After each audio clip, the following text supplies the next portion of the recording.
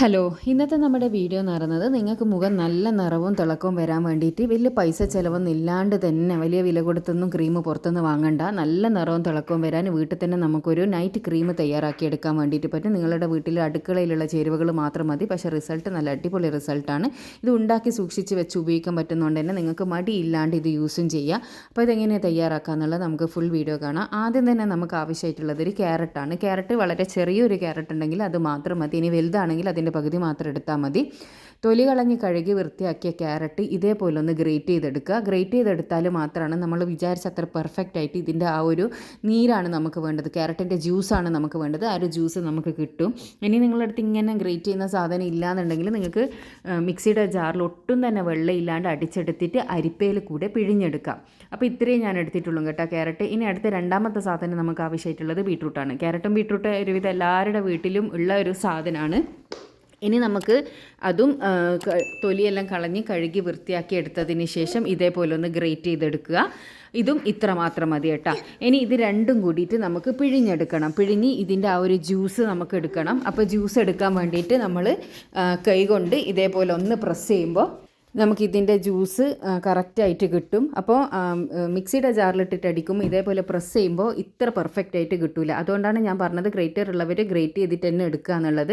അപ്പോൾ ഇത്രയും ജ്യൂസാണ് നമുക്ക് കിട്ടിയിട്ടുള്ളത്. ഇനി നമുക്ക് ഈ ജ്യൂസിലേക്ക് നമ്മൾ നേരത്തെ ചിരകി വെച്ച ക്യാരറ്റിൻ്റെ ജ്യൂസും കൂടി മിക്സ് ചെയ്തെടുക്കണം. ക്യാരറ്റും കൂടി ഇതിലേക്കൊന്ന് മിക്സ് ചെയ്തെടുക്കുക കേട്ടോ.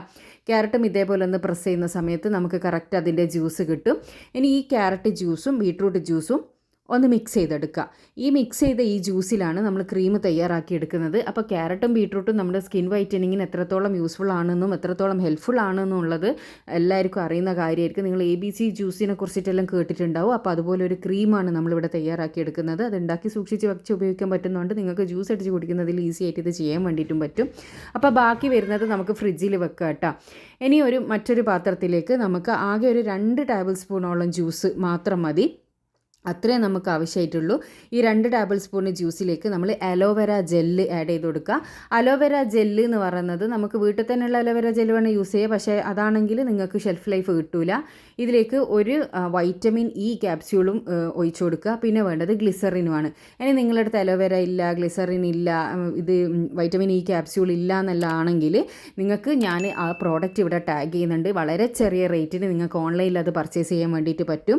അപ്പോൾ ഇതെല്ലാം കൂടി ഇട്ടിട്ട് ഇത് നന്നായിട്ടൊന്ന് മിക്സ് ചെയ്തെടുക്കണം. നമ്മളിത് മിക്സ് ചെയ്യുന്നതിനനുസരിച്ച് ഇതൊരു ക്രീമി കൺസിസ്റ്റൻസിയിലേക്ക് ആയി വരും.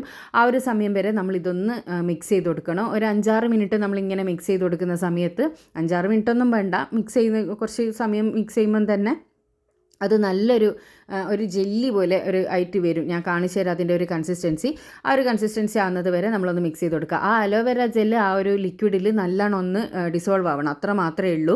അപ്പോൾ ഇത് നന്നായിട്ടൊന്ന് മിക്സ് ചെയ്തെടുക്കുക. മിക്സ് ചെയ്തെടുത്തതിന് ശേഷം നിങ്ങളുടെ അടുത്തുള്ള ഒരു എയർ ടൈറ്റ് കണ്ടെയ്നറിൽ വേണം നിങ്ങളിത് സൂക്ഷിച്ച് വെച്ച് ഉപയോഗിക്കാൻ വേണ്ടിയിട്ട് കേട്ടോ.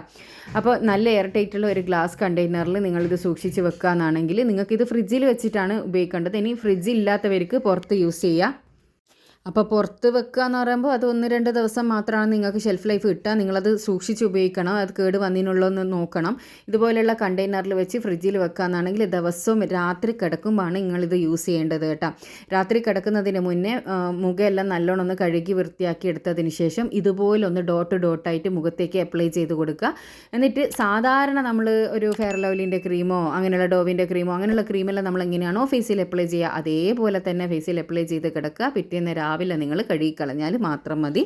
രാവിലെ മറ്റ് വേറെ ക്രീമുകൾ ഉപയോഗിക്കുന്നത് കൊണ്ടൊന്നും വേറെ പ്രശ്നമൊന്നുമില്ല.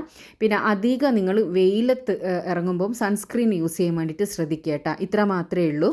ഇനി ബാക്കി വരുന്നത് യൂസ് ചെയ്തതിന് ശേഷം നിങ്ങൾ ഫ്രിഡ്ജിൽ തന്നെ വെച്ച് സൂക്ഷിക്കുക എന്നാണെങ്കിൽ ഒരാഴ്ചേൻ്റെ മേലെയല്ല ഇതിങ്ങനെ നിൽക്കും കേട്ടോ. ഇതിന് നല്ലൊരു സ്മെല്ലുമാണ് ഉണ്ടാകുക. അപ്പോൾ എല്ലാവരും ഒന്ന് ട്രൈ ചെയ്തതിന് ശേഷം നിങ്ങളുടെ അഭിപ്രായം അറിയിക്കാൻ വേണ്ടി മറക്കരുത്. ഇതുപോലെ യൂസ്ഫുൾ ആയിട്ടുള്ള ഒരുപാട് വീഡിയോസ് ഞാൻ ചാനലിൽ ഇട്ടിട്ടുണ്ട്. കാണാൻ ഇഷ്ടപ്പെടുന്നവരാണെങ്കിൽ ചാനലൊന്ന് സബ്സ്ക്രൈബ് ചെയ്യുക. അടുത്തുള്ള ബെൽ ബട്ടൺ കൂടി ക്ലിക്ക് ചെയ്യാനാണെങ്കിൽ ഞാൻ ഫ്യൂച്ചറിലിടുന്ന വീഡിയോസ് എല്ലാം നിങ്ങൾക്ക് നോട്ടിഫിക്കേഷനായിട്ട് ലഭിക്കുന്നതായിരിക്കും കേട്ടോ.